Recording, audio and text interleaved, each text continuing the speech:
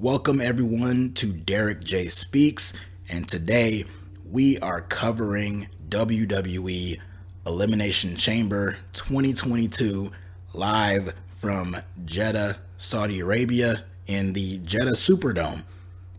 And we now know the direction that WWE is heading in for their big WrestleMania main event, the match that they are building WrestleMania all around. Brock Lesnar and Roman Reigns. They have made it even bigger than it already was by having Brock Lesnar win the WWE Championship on this show in the men's Elimination Chamber match. It is now official. At WrestleMania, the main event will be winner take all, with Roman Reigns defending his Universal Championship and now Brock Lesnar defending his newly won WWE Championship. I assume this does not mean winner take all. It is winner take all. I assume it does not mean unification, where we will have one championship coming out of WrestleMania. We will have one champion, but he will be holding two championships from two different shows. I do not believe they are going to get rid of one of the titles. I could be wrong. They could alter the way they're saying things in recent weeks on TV, but up to this point, the thought and the tease was winner take all, where the winner of the match will walk out with both championships. So I assume that's the direction they're going in. And the way they got there to set that up, for Brock Lesnar at least, was just so disappointing and so lackluster and just not fun. That men's chamber match, very similar to the Royal Rumble match, the men's Rumble match last month, was just not fun and was very by the numbers to watch. It had a really cool ending, a really cool spot to end the match, but otherwise, meh. We also know for sure our women's championship matches for WrestleMania. We already knew Charlotte Flair and Ronda Rousey was heading into the show for the SmackDown Women's Championship, likely to headline night one of WrestleMania, especially now that the WWE Championship is not going to be defended outside of the winner-take-all match. So we know that match, and we now also know we are going to have the Raw Women's Championship match be Becky Lynch defending against the winner of the Women's Elimination Chamber match, Bianca Belair. So we will get to see that story finally paid off at WrestleMania. It's a story that started with that 26-second loss for Bianca against Becky at SummerSlam. We heard fans for weeks and even months saying, let it play out, let things play out. Well, it's time to put up or shut up and see if they're going to let things play out. We've made it this far. Let's go all the way. So now we have that set. As for everyone else and what they're going to do at WrestleMania, I don't know. And I feel like that's what the creative team and the writing team and Vince McMahon himself are also saying. Who knows? There's thoughts of celebrities coming in. Some big names from the past have been rumored to come in. We have new free agents out there who could make an impact by being signed to this show. They got to fill up 2 nights worth of WrestleMania at that stadium somehow. But as of right now, there is no very real clear direction for any other big matches heading in to WrestleMania. I'm sure we'll get a clearer direction in the coming weeks, but for right now, the only objective for them was to set up Roman Reigns and Brock Lesnar for their winner-take-all match at WrestleMania, and that's what they did. They made everyone else in the process look weak in comparison to them, but so long as Brock and Roman look strong, that's all that mattered to them. So we'll get into all of that. We'll cover all of that. But let's start things off with the pre-show. We had Rey Mysterio versus The Miz. Rey Mysterio came out wearing all green. And no offense to Rey Mysterio, but with his attire and his size, he resembled, I don't know if it was intentional or not, but he did resemble the character Judo Master on the show Peacemaker on HBO Max, which if you have not watched Peacemaker, please make it your priority to do so. That show is excellent. It is very goofy. It is very over the top, but I enjoyed the hell out of it. It is John Cena's best performance in anything up to this point. Any show, any movie he's done, it is his best performance to date. No one else could capture that character of Peacemaker the way that he did, and I cannot wait for season 2 to come at some point in the very near future. So, again, if you did not watch that show, please do, and based on my glowing praise for that show, that can probably tell you how I felt about this match. The match itself was fine. Miz and Mysterio have pretty good chemistry together, so the match was fine. The finish saw Miz taking a little trick out of the Eddie Guerrero playbook. On the outside, he had a tug of war going on with Dominik over a steel chair. The referee was in the ring, occupied with Rey Mysterio, and when the chair landed in the hands of Dominik, Miz played it off like he hit him. The referee kicked out Dominik, but it was all for naught because later on, Miz got rolled up and pinned. So Rey Mysterio wins the match. After the match, The Miz tried to attack Rey Mysterio, but Dominik ran back down the ramp because he wasn't even really gone yet. So he came back down. They double teamed The Miz. They laid him out with a double 619 and a pair of frog splashes. So The Miz was double teamed. The heel was laid out by the two baby faces. So you can see what's wrong here with this picture. But fear not, because later on in the show, The Miz teased that he was going to find a tag team partner. Now, the way in which he was describing this tag team partner and saying he was going to make a phone call, it led you to believe that he could potentially be talking about a very certain free agent who we discovered this week. Someone who I'm sure you all know who I'm talking about, but I do not believe it'll be that person. I do not believe you are going to bring in one of the co-founders of AEW, who is now a free agent and is one of the biggest names in wrestling right now, and your big plan for him is to bring him in as the tag team partner of The Miz? No.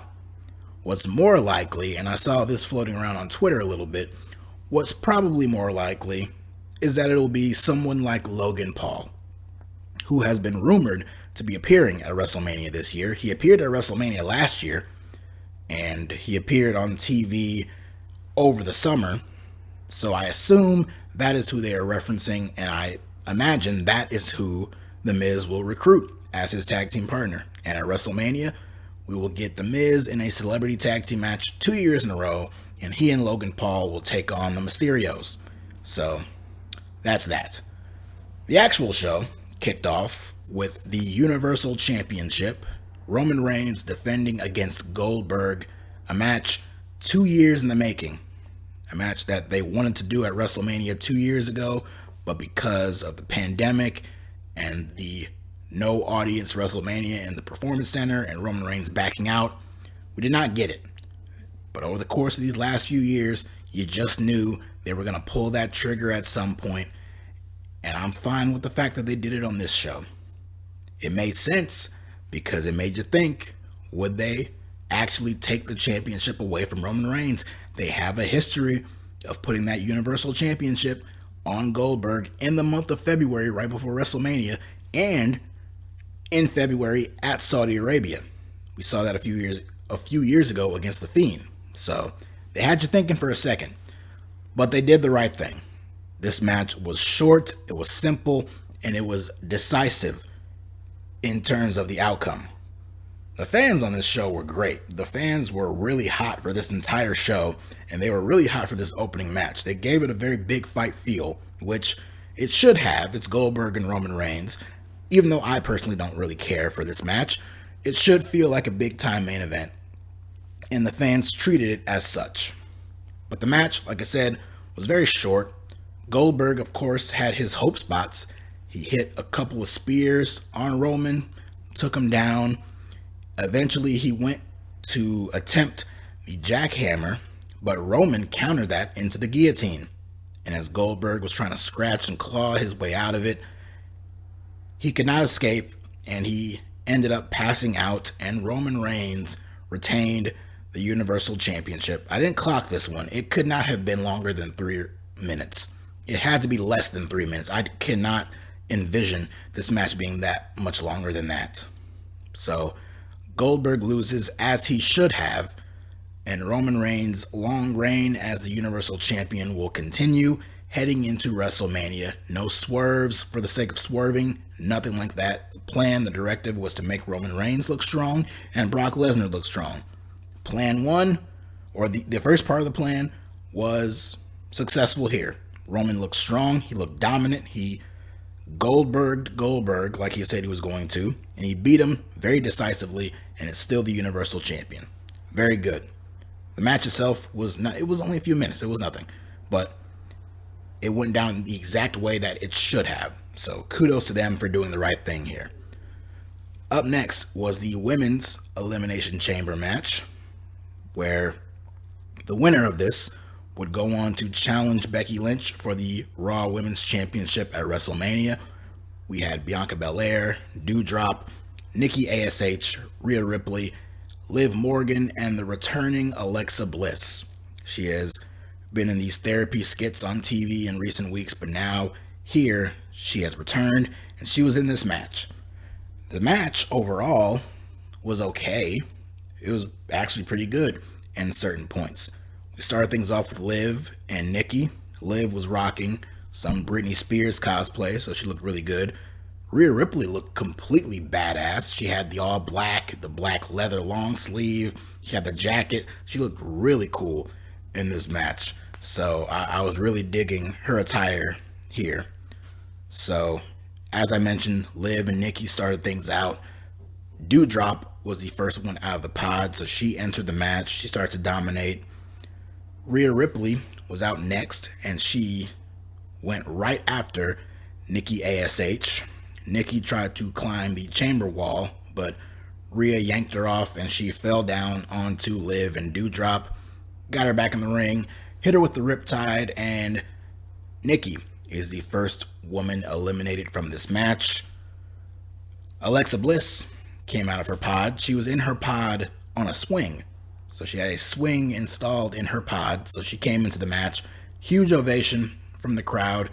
I am over this gimmick, this female fiend, the Lily stuff. I'm over all of it. So they're teasing that she's still in that direction. Hopefully, eventually she can phase back into the Alexa of old, or at least a revamped version of that, and not still do this stuff with her. But the fans still love her regardless. So she was in the match. Eventually, though, we see Liv Morgan and Doudrop mix it up, and it led to Liv hitting a sunset flip powerbomb on Doudrop to get the elimination on her. So out goes Doudrop. Bianca Belair won the right to be the last entrant in this match after she won a gauntlet match on Raw the previous week. So she entered, took down Alexa, took down Liv, and we had a brief face-off with her and Rhea, which got a very big ovation from the crowd, which I enjoyed hearing. We saw Rhea and Bianca team up momentarily. We had a double vertical suplex spot with the two of them. Bianca had Liv up, and Rhea had Alexa up. So they planted both women. Then they turned on each other, started slapping each other and brawling and going back and forth. But they parted ways not long after that, and Liv and Alexa came back at it, and they were going at it with each other. It ended with Alexa hitting the Twisted Bliss to eliminate Liv Morgan, and Bianca hitting the KOD on Rhea Ripley to eliminate her. And it came down to the two women who had the best chance of winning this match, that being Bianca Belair and Alexa Bliss. Bianca with the obvious story to tell with Becky and Alexa coming back after being gone for several months. Big name. It could have gone in that direction too. But once again, second match in a row, they did the right thing. While this outcome was predictable, it was the right outcome. Bianca hits the KOD on Alexa and gets the win, and punches her ticket for a Raw Women's Championship match at WrestleMania. It had to be done. They have done a fairly good job keeping Bianca looking strong on television in recent months since she lost her championship and was ousted from the championship picture. She's gotten some strong wins on TV. She's looked strong overall, which is a crazy concept from WWE, but you have to think that the plan all along was for her to challenge Becky for the title at WrestleMania, and they have done a fairly good job of keeping her looking credible since she was phased down and out of the title picture. So now she's back in it, and she is heading to WrestleMania 2 years in a row as the challenger, and she will attempt to get back her championship. So good stuff. Like I said, the chamber match, it was fine, but the outcome was the right one. Next up, we had a tag team match with more women. We had Charlotte Flair teaming up with Sonya Deville, the SmackDown Women's Champion, Charlotte Flair, of course, teaming up with Sonya Deville to take on Naomi and Ronda Rousey, who had one arm tied behind her back because she put Sonya Deville in an arm bar and basically broke her arm a few weeks ago on SmackDown. So Sonya had her arm in a sling, and Ronda boasted that she could beat Sonya with one arm tied behind her back, and so that was what we got in this match. Granted, her arm was more on her side than behind her back, but nevertheless, Sonya very early on revealed that her arm is fine. She's healed, and she took the sling off. So the only one with the handicap here was Ronda. They tried to pull a swerve, and Ronda held her own for a while, but eventually the heels got the better of her. Ronda worked up the energy to make the hot tag to Naomi. Naomi came in, House of Fire, of course, very over with the crowd. But in the end, it was Ronda who got the glory because she was the one to get the victory. She laid out Sonya with the Piper's Pit. She started to toy with her and was taunting Charlotte, who was on the apron. And Charlotte just threw her hands up and was done. She wanted nothing to do with Ronda or the rest of this match, which led to Ronda locking in the armbar again on Sonya Deville. Got the tap out, and Ronda and Naomi pick up the victory. An okay match. You could have seen this on television, on SmackDown. It would not have been any different. It would not have been out of place. It would have belonged even better there than on a pay-per-view. But the match did, I guess, what it was supposed to, which was make Ronda Rousey also look strong. She beat someone with one arm tied behind her back. She followed through with her promise. So, good on her. And all roads lead to Ronda and Charlotte for the championship at WrestleMania. I imagine that's going to headline night one. And I believe we might also get yet another match between Naomi and Sonya Deville on that show. I don't know which night, but I could see them building up to another match between Naomi and Sonya Deville on that show, because clearly the animosity between the two of them is far from over. Up next, we had a Falls Count Anywhere match. Drew McIntyre taking on Madcap Moss. I have no interest in seeing this feud continue. I was hoping it would be over, but we are going to see it continue. I'm sure it's going to continue past this show. But on this show, we had Moss and McIntyre, Falls Count Anywhere, basically a handicap match because Corbin was interfering throughout the entire match. They were fighting in the ring, fighting around ringside, fought up the ramp, onto the stage, back down the ramp, back into the ring, and it led to one of the scariest bumps on the entire show. A show with 2 Elimination Chambers, yet it is this match that had one of the scariest moments of the entire night, one of the scariest moments of the entire year. McIntyre hits Moss with an Alabama Slam, but in doing so, when Moss landed, he landed directly on top of his head. And I gasped and shrieked and was shocked and stunned in horror that we just witnessed someone's career come to an end, and we witnessed someone almost get paralyzed. But somehow, by the grace of God, Madcap Moss was unfazed. He sold it for a bit, he held his head, but eventually he got back up and he was just wrestling with Drew McIntyre again. He was on the receiving end of a superplex off the top rope. So he was just wrestling like normal. Apparently, he was not too badly injured here, so that's good. But McIntyre was the one to get the victory here. He pulled out his sword and swung it at Baron Corbin, so that ran him off. And while still having his sword in hand, he hits the Claymore kick on Madcap Moss and puts him down. So much complete and total respect for Moss. I have not read any reports that he suffered any severe injury here. Maybe something as I'm recording, maybe something will come out, or maybe after the show or within the next few days, maybe something could come out, but everything was on the up and up and he was fine. So thank God for that. That looked scary. That was a sick bump for him to take here, but hopefully he is fine. And unfortunately, I still do not see this feud ending. As a matter of fact, I believe we are setting up a Happy Corbin Drew McIntyre match for WrestleMania, because Corbin has yet to be on the receiving end of one of these Claymore kicks, and the commentators were building up the fact that ever since Corbin became Happy Corbin last August, he has been undefeated, at least in singles competition.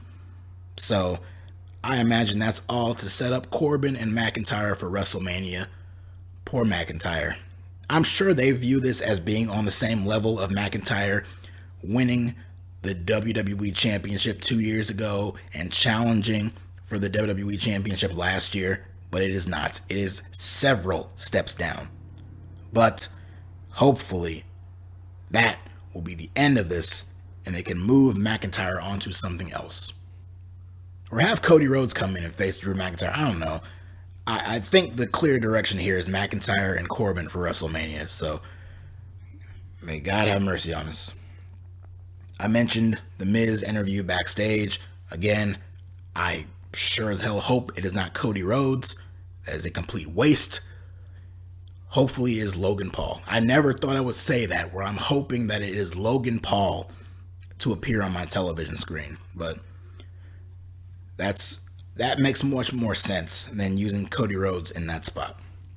Up next was the Raw Women's Championship match. Leta challenging Becky Lynch for the title. I thought the match started a little slow, but as it kept going, as they were building up, it turned out to be a really good match. Leta, she was a little shaky early on there, but once she got her groove and was mixing with Becky, and the two of them were very good together as far as chemistry is concerned, I thought the match really kicked up for that. And we had a really cool near fall in this match. Becky hits the manhandle slam, goes for the cover, only gets a 2 count. Or, I'm sorry, Leta gets her foot on the bottom rope. So the cover's broken. Becky goes up top, goes for a moonsault. Leta moves out of the way. So Becky's down, Leta gets up, picks up Becky, hits her with the twist of fate, goes up top, hits a moonsault onto Becky. The referee goes for the cover, 1, 2, just barely kick out at 3. I thought that was a really good near fall. After the Bianca win earlier, it became very clear and obvious, more so than going into the show, that Becky Lynch was going to retain her championship here. So I thought having a little spot like that to shock you and trick you for just a second, like it did me, I will admit, I thought that was really cool. But in the end, after another manhandle slam, Becky Lynch gets the win and retains her championship. Leta did get a standing ovation from the crowd after the match was over, but we all knew the outcome of this one. Becky gets the victory, and all roads lead to Becky and Bianca for the championship at WrestleMania. So, I mentioned before, this story with Becky and Bianca, it needs to be paid off, and hopefully WrestleMania will be the place to do it, and it will hopefully result in a Bianca win. Up next, they talked about the Hall of Fame announcement. We know that The Undertaker will lead this year's Hall of Fame class. They aired a video package for him. Well deserved. Quite frankly, a little bit overdue, but I can understand why they didn't do it up to this point. But The Hall of Fame is tailor-made for someone like The Undertaker, one of the greatest characters ever in professional wrestling, one of my all-time favorites. So many classic moments, so many classic matches. He's one of the best, and it is great that he will be able to get his flowers and enter the Hall of Fame. Like I mentioned, the video package, it was a little long, and it was just great because WWE is really good at these video packages, and this one was no exception. Up next, we were supposed to get the SmackDown Tag Team titles defended.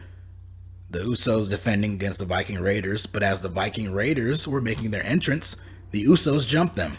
They beat them down at ringside, threw them into the steel steps, super kicks, and it all led to the Usos suplexing Ivar onto Eric while they were on the floor. They never even entered the ring.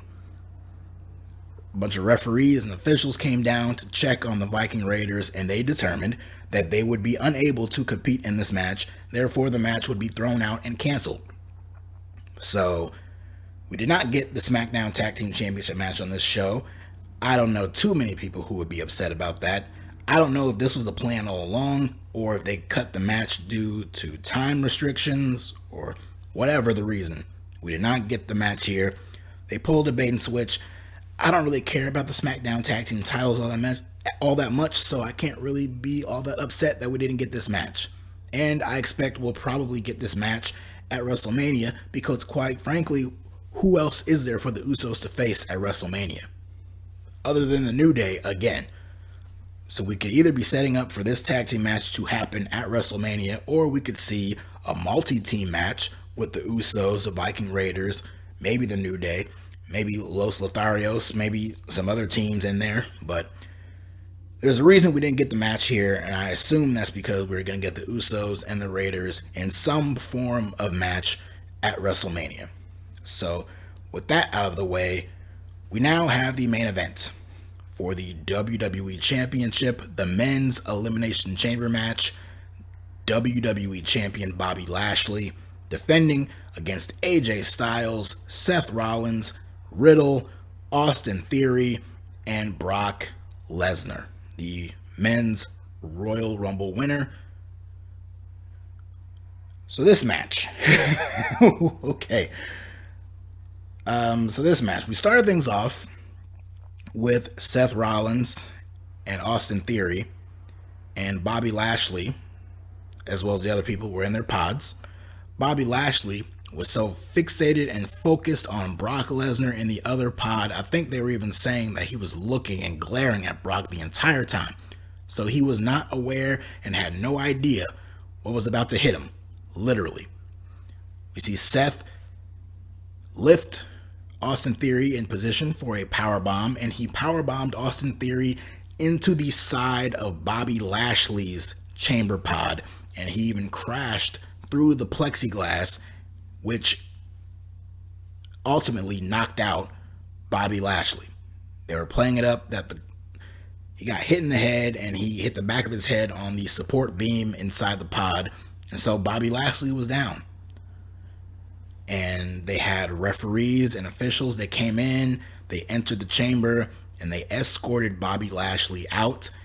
And later on during the match, during a very pivotal point in the match, Michael Cole on commentary made the announcement that Bobby Lashley was in concussion protocol and he would not be returning for the remainder of the match. Therefore, we were guaranteed to see a new WWE champion.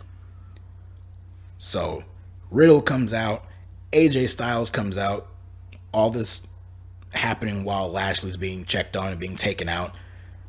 But then, when the lights are flashing to see who's going to come out next, it shines on Bobby Lashley's pod. That was the time that he was supposed to come out, but of course, Lashley was no longer there.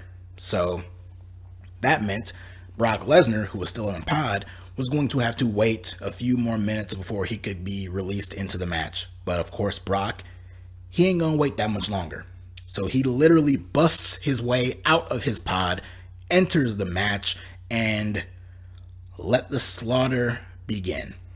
He lifts up Seth Rollins, F5, like it's nothing. 1, 2, 3. Seth's eliminated. He gets Riddle up on his shoulders. F5. 1, 2, 3. Riddle is eliminated. He beats AJ Styles down for a little bit, but ultimately, up on his shoulders, F5, eliminated. All within the span of like 2 minutes, maybe, if that, maybe even less. He just chucked out 3 guys, 2 of them former WWE champions, one of them one of the longest reigning WWE champions in recent years, all gone in the span of a minute or 2, if that. So it comes down to Austin Theory and Brock Lesnar. Austin Theory is trying his hardest to run away from Brock Lesnar and skirt through the sides of the chamber, but Brock eventually catches him. But Austin Theory had some hope left in him. He hit a low blow on Brock Lesnar because that is Brock's only Achilles heel.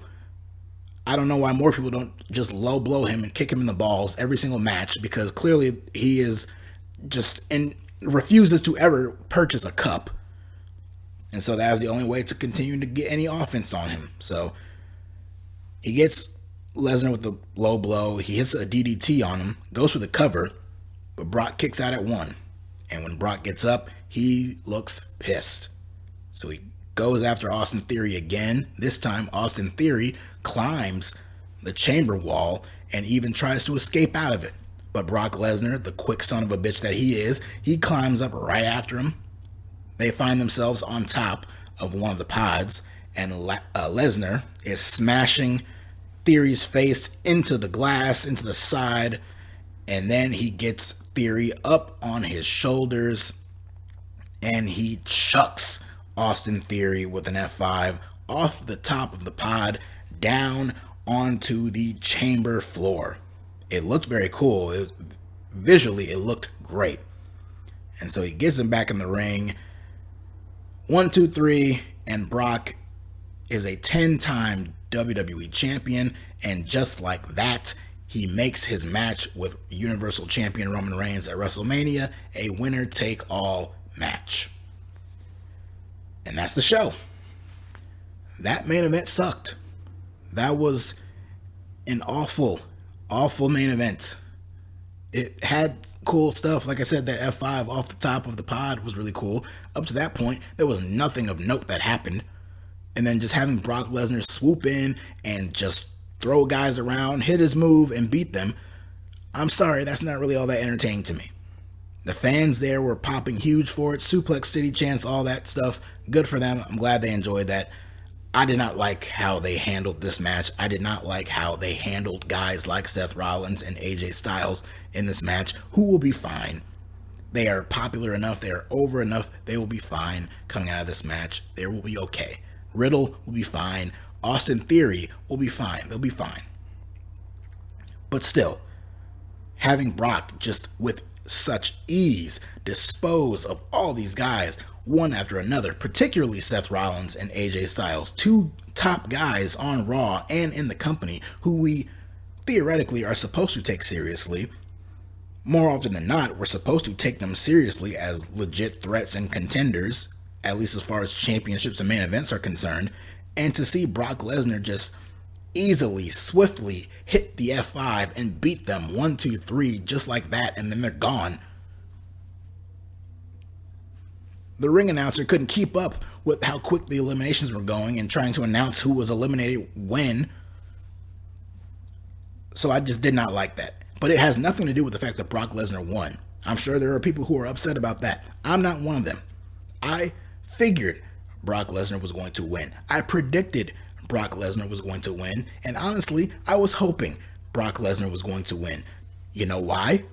Because Brock Lesnar winning the WWE Championship and making the match with Roman Reigns winner take all was the only way that WWE Championship will be defended anywhere near the main event of WrestleMania this year. Because anyone else with that championship, whether it's Bobby Lashley or Seth Rollins or anyone else, that WWE Championship match would have gone on in the middle of one of the nights of WrestleMania, or worse, it would have opened WrestleMania just like it did last year. I can excuse last year because that was a personal request from Drew McIntyre, but this year, no. So any other match involving the WWE title would not have closed any night of WrestleMania. Whereas now, with it being defended against Roman in his Universal title in this winner-take-all scenario, we at least get to see the WWE Championship headline and close one of the nights of WrestleMania. And I am all for that. So that's great. Obviously, Roman Reigns and Brock Lesnar did not need the winner-take-all bells and whistles attached to their match. But this is the main event that they wanted to do. This is the big WrestleMania main event this year. Everything was built around this match. They have been wanting to do this main event of WrestleMania for months. And they clearly had the directive of making Roman Reigns look strong as possible. They did that with his dominant victory over Goldberg. They wanted to paint the story of having Brock Lesnar look as strong as possible. They sure as shit did that. They did that tonight. They did it at day one when he was in that 5-way and he beat Big E for the championship. They did it at the Rumble. Bobby Lashley only beat him because of Roman Reigns' interference. And then later on in the night, he came in at number 30, eliminated everyone in sight, and won the Rumble. Also with ease. Very similar to the Chamber match here. My thoughts on this Chamber match with the men was very similar to my thoughts on the men's Rumble match. I had no problem with Brock winning either match. It's just the way that they set up him winning. You don't have to do that. You don't have to make Brock Lesnar looks so strong that it makes everyone else around him look so weak and inferior in the process. But that's the decision that they made. So that's what they're going to do. And now we have WrestleMania, the big main event set up, Roman Reigns, Brock Lesnar, and I guess we'll see how the rest of the card shapes up. Of course, there's rumors and speculation about big names coming back. Names like Stone Cold Steve Austin and Shawn Michaels. You have Cody Rhodes out there as a free agent. I'm sure the WrestleMania card will shape together and it will turn out to be looking quite nice. But the way that they headed to Brock Lesnar and Roman Reigns in this show, wasn't a big fan of it. But we'll see how things play out. So that's it for me. I'm done here. But thank you for listening. If you like what you see, if you like what you hear, hit that like button, hit that subscribe button, and comment down below what is your thoughts heading into WrestleMania, what you think things are going to be looking like heading into the big show. And follow me on Twitter at DerekJ Speaks, where I will be talking all things wrestling and more throughout the week. Next time I will be on the channel, I will be back in a few weeks to cover AEW Revolution, which should be fun. But until then, take care.